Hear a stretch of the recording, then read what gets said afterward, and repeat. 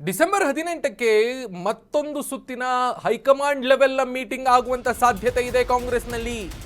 December 18ಕ್ಕೆ Belagavi ಅಧಿವೇಶನ ಮುಗಿಯುತ್ತೆ. 19 ಆದ ಬಳಿಕ 18 ಆದ ಬಳಿಕ ಈ ರೀತಿಯ ಒಂದು ಮಹತ್ವದ ಸಭೆ ಆಯೋಜಿಸುವಂತ ಸಾಧ್ಯತೆ ಇದೆ ಅನ್ನೋದಾಗಿ ಹೇಳಲಾಗ್ತಾ ಇದೆ. ಪಟ್ಟದ ಫೈಟಿಗೆ ಪೂರ್ಣ ವಿರಾಮಕ್ಕೆ ಕೈ ಹೈ ಸರ್ಕಸ್ ಮಾಡ್ತಾ ಇದೆ. ಮತ್ತೊಮ್ಮೆ ಹೈಕಮಾಂಡ್ ಮಟ್ಟದಲ್ಲಿ ಈ ಸಭೆ ನಿರೀಕ್ಷೆ ಇದೆ. ಡಿಸೆಂಬರ್ 20-21ರಂದು ಎರಡನೇ ಸುತ್ತಿನ ಮೀಟಿಂಗ್ ಸಾಧ್ಯತೆ ಇದೆ ಅನ್ನುವಂಥ ಮಾಹಿತಿ ಸದ್ಯಕ್ಕೆ ಲಭ್ಯ ಆಗ್ತಾ ಇರೋದು.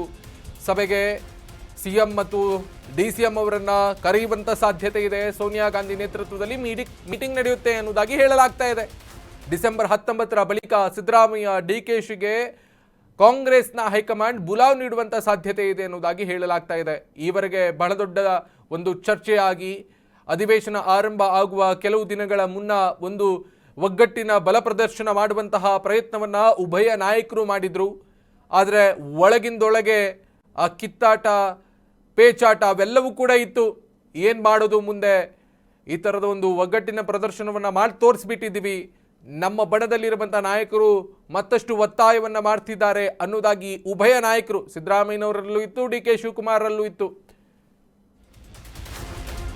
ಅಪ್ಡೇಟ್ಸ್ ಲಭ್ಯ ಆಗ್ತಾ ಇದೆ. ಇದಕ್ಕೆ ಸಂಬಂಧಪಟ್ಟ ಹಾಗೆ ರಾಹುಲ್ ಬೆಂಬಲಕ್ಕೆ ಇದ್ದಾರೆಂದು ವಿಶ್ವಾಸದಲ್ಲಿ ಸಿಎಂ ಸಿದ್ದರಾಮಯ್ಯ ಇದ್ದಾರೆ ಅನ್ನುವಂಥ ಮಾಹಿತಿ ಸದ್ಯಕ್ಕೆ ಲಭ್ಯ ಆಗ್ತಾ ಇರೋದು.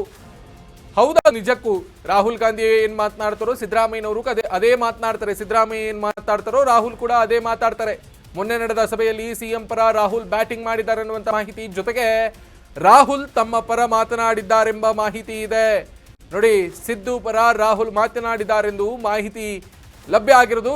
ಸಿಎಂ ಸ್ಥಾನಕ್ಕೆ ಕುತ್ತಿಲ್ಲ ಎಂಬ ವಿಶ್ವಾಸದಲ್ಲಿ ಸಿದ್ದು ಆ್ಯಂಡ್ ಟೀಮ್ ಇದೆ. ಇತ್ತ ಬದಲಾವಣೆ ಅನಿವಾರ್ಯವೆಂದು ವಾದ ಮಂಡನೆ ಆಗ್ತಾ ಇದೆ. ಜೊತೆಗೆ ಡಿಕೆ ಪರ ಶಾಸಕರಿಂದ ಪ್ರತಿಪಾದಿಸುವಂತಹ ಸಾಧ್ಯತೆಯೂ ಕೂಡ ದಟ್ಟವಾಗಿ ಕಾಣಿಸ್ತಾ ಇರೋದು. ನಾಯಕತ್ವ ಬದಲಾವಣೆಗೆ ಮುಹೂರ್ತ ಫಿಕ್ಸ್ ಹಾಗಾದ್ರೆ ಅನ್ನುವಂತಹ ಪ್ರಶ್ನೆ. ಮುಹೂರ್ತ ಫಿಕ್ಸ್ ಆಗುತ್ತದೆ ಅನ್ನುವಂತಹ ನಂಬಿಕೆಯಲ್ಲಿ ಡಿ ಕೆ ಶಿವಕುಮಾರ್ ಇದ್ದಾರೆ. ಸಂಸತ್ ಅಧಿವೇಶನ, ಬೆಳಗಾವಿ ಅಧಿವೇಶನದ ಬಳಿಕ ರಾಜ್ಯ ಕಾಂಗ್ರೆಸ್ನಲ್ಲಿ ಪರಿವರ್ತನೆಯ ಪರ್ವ ಆಗುವುದು ಬಹುತೇಕ ನಿಶ್ಚಿತ ಅನ್ನೋದಾಗಿ ಹೇಳಲಾಗ್ತಾ ಇದೆ. ದೆಹಲಿ ಮಟ್ಟದಲ್ಲಿ ಸಭೆ ನಿಗದಿಯಾಗುವಂತ ಸಾಧ್ಯತೆ ಇದೆ. 18ಕ್ಕೆ ಅಧಿವೇಶನ ಮುಗಿಯುತ್ತೆ.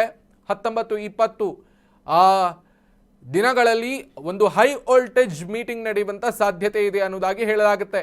ಡಿ ಕೆ ಶಿಯವರ ಮನೆಯಲ್ಲಿ ಸಿದ್ದರಾಮಯ್ಯನವರು ಬ್ರೇಕ್ಫಾಸ್ಟ್ ಮಾಡ್ತಾ ಇರುವಂತಹ ಸಂದರ್ಭದಲ್ಲಿ ಒಂದು ಹೇಳಿಕೆಯನ್ನು ನೀಡಿದ್ರು. ಡಿ ಕೆ ಶಿವಕುಮಾರ್ ಸಿದ್ದರಾಮಯ್ಯನವರಲ್ಲಿ ಕೇಳ್ಕೊಂಡಿದ್ರು, ಹೈಕಮಾಂಡ್ ಒಂದು ವೇಳೆ ನನಗೆ ಅವಕಾಶವನ್ನು ಮಾಡಿಕೊಟ್ರೆ ನನಗೆ ಸಹಕರಿಸಿ ಅನ್ನೋದಾಗಿ.